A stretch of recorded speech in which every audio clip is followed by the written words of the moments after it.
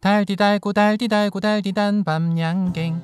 가수 비비의 노래 덕분에 2024년 대한민국에서 가장 핫한 간식이 된 양갱. 그런데 양갱의 한자가 양자에 국갱자라는 사실 아십니까? 해석하자면 양고기 국이라는 뜻인데요. 아무리 봐도 양도 국도 들어가 있지 않는 양갱에 왜 이런 이름이 붙게 되었을까요? 혹시 우리가 모르는 재료라도 들어가 있는 걸까요? 이번 브랜드 백과사전에서는 양갱에 대해 알아보겠습니다.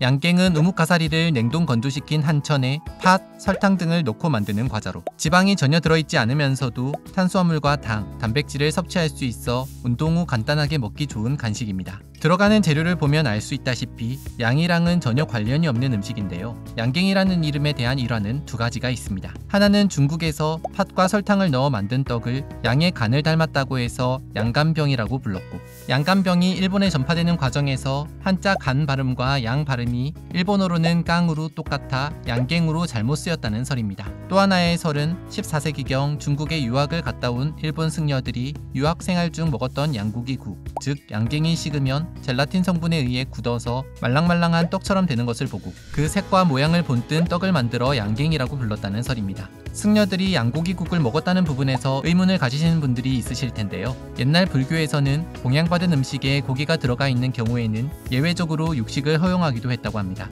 하지만 직접 고기 요리를 만드는 것은 불가능했기 때문에 유학생활에서 돌아온 후 식물성 재료를 사용해 양갱의 모양을 흉내낸 떡을 만든 것이죠. 그러나 아쉽게도 두 일화 모두 명확한 문헌 증거는 남아있지 않다고 하는데요. 그 기원이 무엇이든 양고기국, 양갱이 아닌 우리가 알고 있는 과자 형태의 양갱은 16세기에 작성된 일본 천황과 귀족들의 일기, 그리고 연예에 올라간 음식 명단에서 과자 종류 중 하나로 등장하기 시작합니다. 초창기 양갱은 밀가루와 쌀가루, 소금과 설탕을 섞어서 찌는 방식으로 만들어졌습니다. 이렇게 만들어진 양갱을 증양갱이라고 부르는데, 증양갱은 수분을 많이 함유하고 있어 매우 쉽게 썩는 단점이 있었죠. 18세기부터는 양갱을 만들 때 한천을 사용하면서 수분이 적어 오래 보관할 수 있는 현재의 연양갱의 형태로 양갱을 만들기 시작했습니다. 연양갱의 연은 연하다는 뜻이 아니라 가열하다 또는 반죽하다 라는 뜻으로 양갱을 만들 때 물과 섞은 한천을 가열하면서 주걱으로 잘 풀어주어야 하기 때문에 붙여진 이름입니다. 한편 중국에서 넘어와 일본의 전통 과자가 된 양갱은 이후 일제강점기에 우리나라에도 알려지게 됩니다.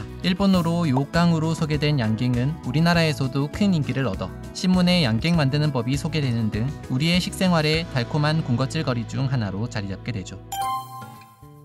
1939년 이제 막 15살이 된 한 소년이 일본인이 경영하던 제과기업의 격리 직원으로 취업하게 됩니다. 소년은 회사에서 유일한 조선인이었는데요. 그러던 1945년 8월 15일 일제강점기가 끝나면서 일본인들은 모두 일본으로 돌아가고 일본인들의 재산인 공장과 회사만 덩그러니 한국에 남게 됩니다. 회사의 유일한 조선인이었던 소년은 얼떨결에 회사를 맡게 되자 동업자들을 구해 함께 회사를 이어나가기로 합니다. 그리고 영강제과였던 회사의 이름을 혜태제과로 바꾸기로 하죠. 이 소년의 이름은 바로 혜태제과의 창업주 박병규였습니다. 이제 막 강복이 된 후라 우리나라에는 국내 제과기업들이 만든 과자 제품이 하나도 없었는데요. 그런 와중에 미군들이 가져온 드롭스 캔디가 국내에서 큰 인기를 끌게 되자 병규와 동업자들은 빨리 제품을 만들어 출시해야겠다는 생각을 하게 됩니다. 그리고 그들이 떠올린 방법은 기존의 영강제과에서 만들던 제품을 그대로 만들어 파는 것이었죠. 일본인들이 운영하던 영강제과는 일본군의 양갱과 캐러멜을 납품하던 기업이었는데요. 기존에 있던 장비와 재료들을 최대한 활용하면서도 한국 사람의 입맛에 맞춰 새로운 가공법을 개발한 결과 혜태제과는 1945년 국내 최초의 과자 연양갱을 출시하고 1946년에는 국내 최초의 사탕 혜태 캐러멜을 출시하게 됩니다. 연양갱은 국내에서 공산품으로 만들어지는 과자 중에서는 최초의 제품이었죠. 그런데 연양갱이 출시된 지 얼마 되지 않아 6.25 전쟁이 일어나면서 혜태제과는 큰 위기를 겪게 됩니다. 북한군이 서울을 점령하면서 서울 용산구 남영동에 있던 혜태제과 공장을 사용할 수 없게 된 것이었는데요. 그러나 양갱을 만드는 가마솥은 피난 과정에서 챙겨온 덕분에 전쟁 중에도 연양갱은 계속 생산이 될 수 있었습니다. 한편 1950년대 연양갱의 가격은 작은 것 50환, 큰 것 100환으로 당시로는 시내버스 요금보다 비싸 고급 과자 종류로 여겨지곤 했습니다. 그럼에도 불구하고 70년대 중반까지 최고의 군것질거리라는 이야기를 들을 정도로 큰 인기를 누렸다고 하죠. 80년대 이후에는 생활 수준이 높아지고 먹거리가 풍부해진 데다 서양 과자들의 인기가 올라가면서 사람들의 관심에서 조금 멀어졌다고 하는데요. 하지만 꾸준히 찾는 사람들이 있어 90년대에도 월 평균 120만 개씩 팔릴 정도였다고 합니다.